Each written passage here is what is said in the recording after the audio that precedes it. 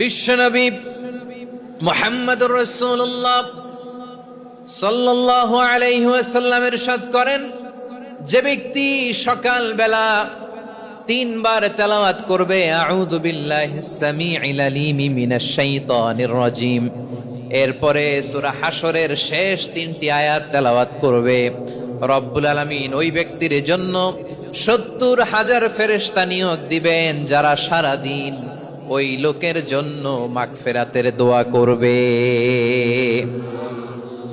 শুধু এখানেই শেষ নয়, বিশ্বনবী ফরমান ওয়া ইন মাতা ফি যালিকাল ইয়াউমি মাতা শাহীদান, ওই দিন যদি ওই ব্যক্তিটা ইন্তেকাল করে সে শহীদ হয়ে কিয়ামতের দিন আল্লাহর সামনে দাঁড়াবে।